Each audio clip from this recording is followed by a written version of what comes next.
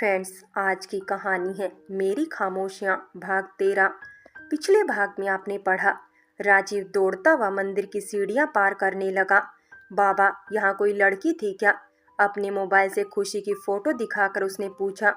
मंदिर का पुजारी, हाँ, ये लड़की उस घाट की सीढ़ियों पर पता नहीं कब से बैठी है। मैंने पूछा भी जाकर तो कुछ बोल ही नहीं रही थी। आपका बहुत बहुत धन्यवाद बाबा। बाबा ने कहा, अगर तुम्हारा प्रेम सच्चा है तो तुम्हारी मुराद अवश्य पूरी होगी।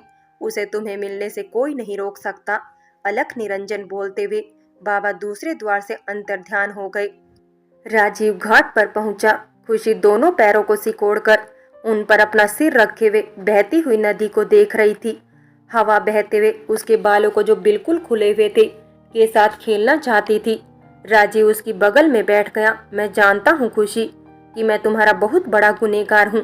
मैं तुम्हारा दोस्त कहलाने के काबिल भी नहीं हूँ, लेकिन मैं माफी तो मांग रहा हूँ ना खुशी। मेरी गलती की सजा तुम खुद को क्यों दे रही हो? खुशी ने अपना चेहरा उसकी ओर किया। ये गलती है तुम्हारी, मेरे साथ इतनी घिनौनी। छी, इसे गलती कहते हो तुम? ये गुनाह है तुम्हारा। तुमने मेरी पूरी दुनिया उजाड़ दी, मुझे घुट घुट कर मरने पर मजबूर किया है। राजीव ने बोलने की कोशिश की। कुछ भी मत बोलो प्लीज। अगर कुछ भी कहोगे तो मैं खुद को खत्म कर लूंगी। नहीं, खत्म कैसे करूंगी? चारू का ध्यान कौन रखेगा? मानिक को? नहीं, मार दूंगी, मैं खुद को मार दूंगी। खुशी, होश में आओ। राजीव ने उसे संभालने की कोशिश की। तब तक विजय वहां पहुंच चुका था। विजय ने राजीव को उठाकर उसकी कॉलर पकड़ ली। तेरी हिम्मत कैसे हुई निशा को छूने की? विजय उसकी गिरेबान पकड़कर जोर से चिल्लाया। विजय, छोड़ उनकी कॉलर। ये बंसल ग्रुप ऑफ इंडस्ट्रीज के मैनेजिंग डायरेक्टर राजीव बंसल हैं। मयंक ने विजय को खींचते हुए कहा। अच्छा, तो तू है वो जिसकी वजह से अपने आप को तकलीफ देती है? आखिर है कौन तू जो मेरी दोस्त को परेशान कर रहा है? क्या चाहता है तू? विजय ने क्रोधित होकर पूछा। ओह, तो तुम हो विजय?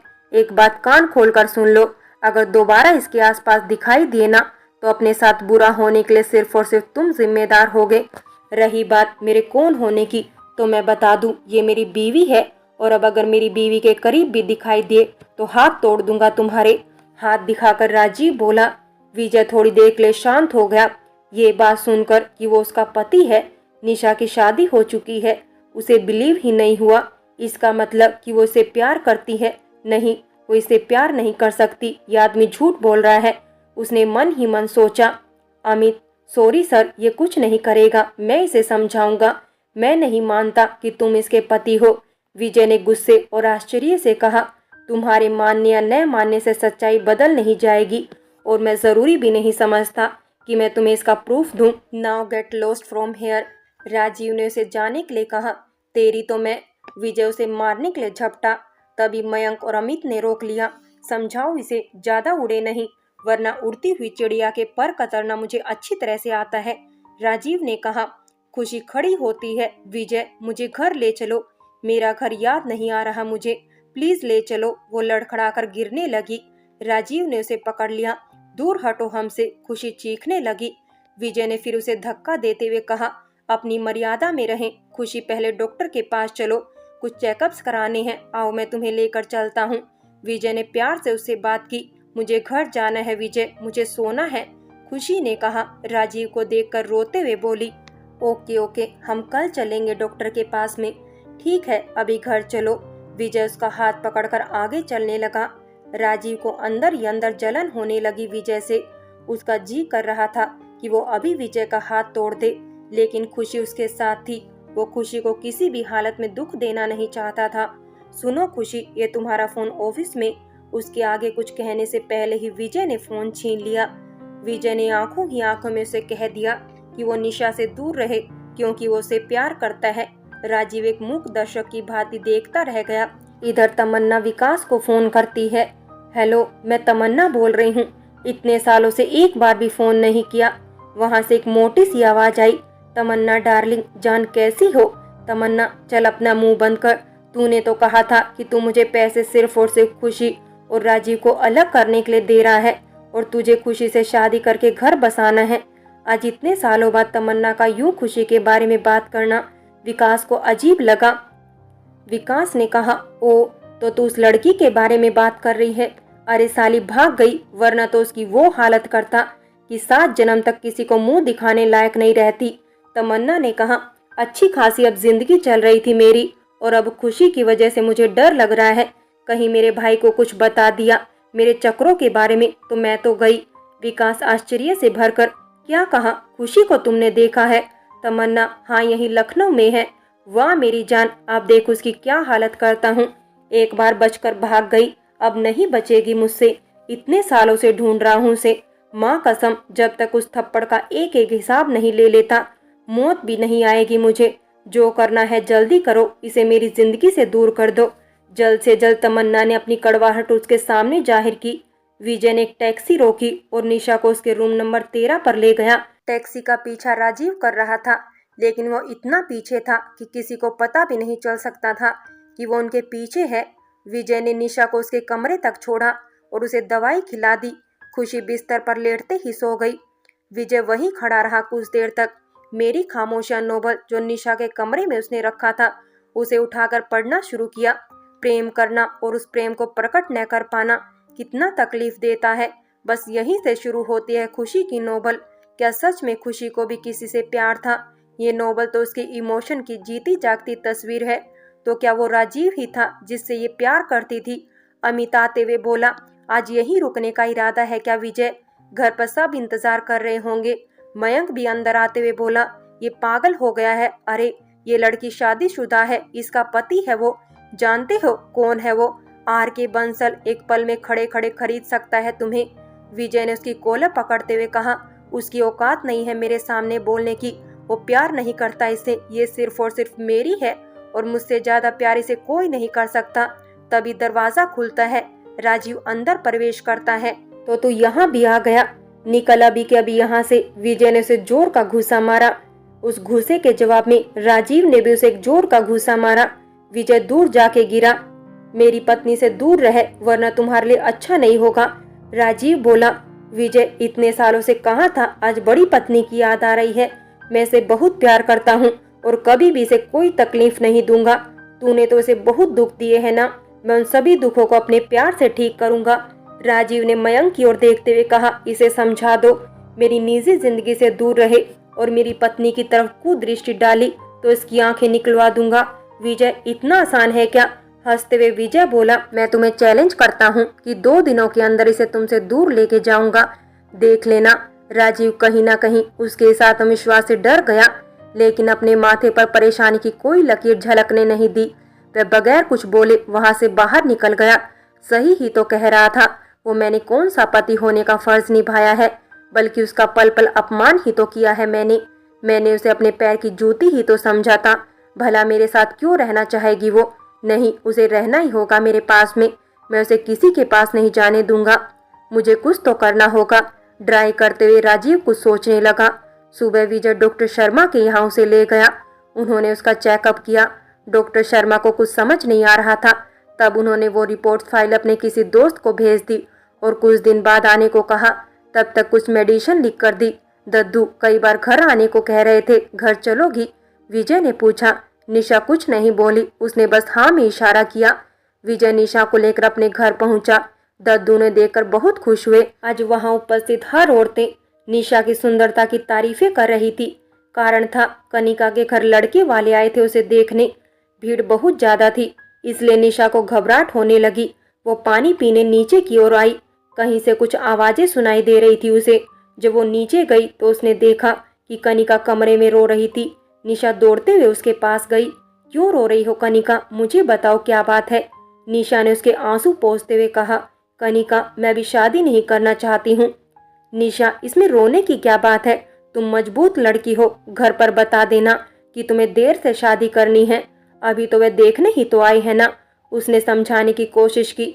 दी, आप समझ नहीं रही हो, मैं किसी और से प्यार करती हूँ। कनिका ने अपना चेहरा छुपाते हुए कहा। पागल, इसमें रोने की क्या बात है? शादी उसी से करना जिसे तुम प्यार करती हो। अंदर से घुटते हुए बोली। लेकिन एक बात कहूँ, जो तुम्हें प्यार करे उससे शादी करोगी तो खुश रहोगी क्या? वो चुप हो गई। निशा ने कहा, पर वो मुझसे प्यार नहीं करता। कनिका ने कहा, कौन है वो जो इतनी अच्छी लड़की को मना कर रहा है? उसके चेहरे पर हाथ रखते हुए निशा ने कहा, विजय, मैं उसे बहुत प्यार करती हूँ दी, लेकिन वो आपसे प्यार करता है। कनिका डरते हुए बोली। निशा थोड़ी देर के लिए चुप हो गई। मेरी शादी हो चुकी है कनिका, मेरे मन में उसके लिए कोई भी फीलिंग्स नहीं है। निशा अपना सर नीचे करते हुए बोली। दी आपकी शादी कब हुई? चौंकते हुए उसने पूछा। 3 साल पहले। वो आगे कुछ बताने की हिम्मत नहीं कर पा रही थी। ये सब छोड़ो, मैं विजय से बात करूंगी, वो मेरी बात समझेगा, मैं उसे मनाऊंगी तुम्हारे लिए। निशा खुशी से उछलते हुए बोली। दी सच में वो मुझसे शादी करेगा? कनिका खुश होकर बोली। हाँ, मैं उसे जल्दी ही बात करती हूँ। निशा ने उसके गालों पर एक छोटी सी प्यार की चपत लगाई। अब तुम तैयार होकर बाहर आ जाओ। निशा जब रूम से बाहर आई तो उसकी नजर तमन्ना पर पड़ गई। वही तमन्ना जिसके लिए राजीव ने उसको सजा दी थी, और उसके लिए वो सिर्फ एक रात थी। अपने आंसू छिपाते हुए वहां से भाग निकली। उसने अपने मोबाइल को कुछ दिनों के लिए बंद कर लिया। वो अपने रूम से बाहर भी नहीं निकलना चाहती थी। विजय ने उसे समझाने की बहुत कोशिश की, लेकिन उसने उसे मिलना ही कम कर दिया। विजय को समझ नहीं आ रहा था कि वो आखिर उससे बात क्यों नहीं कर रही। लगभग 3-4 दिनों के बाद निशा ने अपना फोन ऑन किया। जैसे ही उसने अपना फोन ऑन किया, उस पर एक मैसेज आया। वो message Bansal group of industries की तरफ से आया था।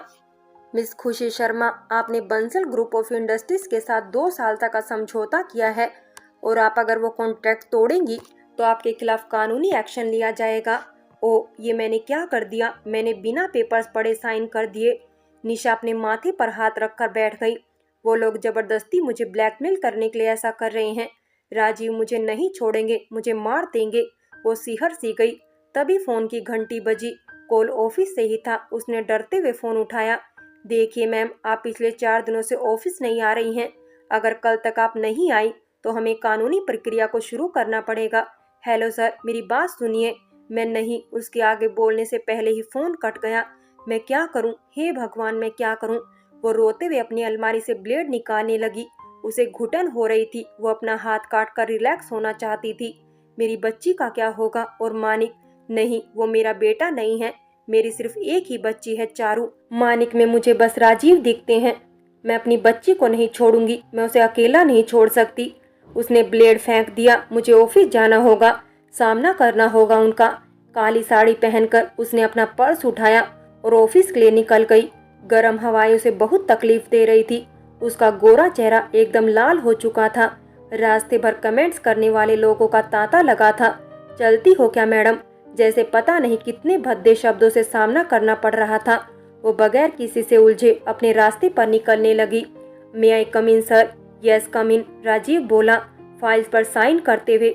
दीपिका सिंह कुछ और डॉक्यूमेंट्स लेकर अंदर आई। सर, वो पागल औरत आ गई है। What do you mean? Rajiv ने उसकी ओर देखकर पूछा। खुशी शर्मा, दीपिका बोली। राजीव ने चलती हुई कलम नीचे रखते हुए गुस्से से दीपिका की ओर देखा। क्या आप सबको सर्टिफिकेट बांटती फिरती हैं? राजीव ने घूरते हुए पूछा। नहीं सर, मैंने तो बस ऐसे ही बोल दिया था, पागल। दीपिका ने सॉरी बोलते हुए कहा। आइंदा ध्यान रहे, तमीज से जी लगाकर बात करना। वो भी मेरी सेक्रेटरी हैं। राजीव ने उसे वार्निंग दी। उसे अंदर भेजो। Okay sir. दीपिका बाहर चली जाती है। खुशी बाहर खड़ी थी, जो धीरे धीरे अंदर की तरफ कदम बढ़ा रही थी। उसने दरवाजा खोला और अंदर आने लगी। फाइल्स में लिपटी हुई कुछ सहमी सहमी डरी हुई लग रही थी खुशी। कुछ ही पलों में वो अंदर आ गई। मैंने आपको अंदर आने की परमिशन दी क्या? राजीव ने उसे प्रश्न पूछा। खुशी चुपचाप उसे देखती रहती है। बाहर जाकर दोबारा वापस आइए, राजीव ने गुस्से से देखकर कहा। राजीव का गुस्सा देखकर उसके हाथ से फाइल लगभग गिरते गिरते बची। वो बाहर चली गई और फिर दरवाजा ओपन किया। मे आई कम इन सर? धीरे से लड़खड़ाती आवाज में वो बोली। राजीव ने कहा, नाउ कम इन। राजीव उसकी ओर न देखते हुए बोला, मैं काम नहीं करना चाहती सर, मुझे रिजाइन करना है। लेकिन वो लोग मेरी बात नहीं सुन रहे हैं। खुशी रोते हुए बोली। राजीव, कॉन्ट्रैक्ट है, पूरा तो करना ही होगा। वे फाइल्स लो और यहीं बैठकर काम खत्म करो। राजीव चेयर से उठकर रूम से बाहर जाने लगता है। खुशी को ये लगता है कि वो उसे बदला लेगा। रूम से बाहर जाते हुए राजीव की आंखें नम थी। मैं तुम्हारे साथ ऐसा बिहेवियर नहीं अपनाना चाहता था, लेकिन मैं क्या करूं? मैं तुमसे अलग रहने का सोच भी नहीं सकता। मुझे डर था कहीं विजय तुम्हें मुझसे छीन ना ले।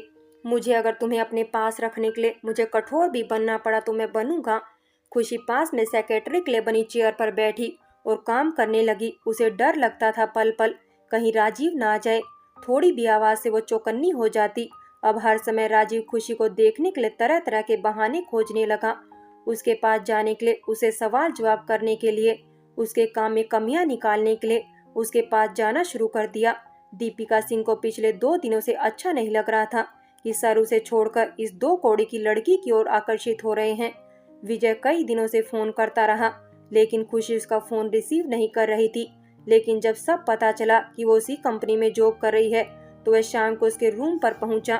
फ्रेंड्स, बाकी की कहानी अगले भाग में देखें। और अगर कहानी अच्छी लगी हो तो लाइक करें, शेयर करें और प्यार भरी कहानी चैनल को सब्सक्राइब करें।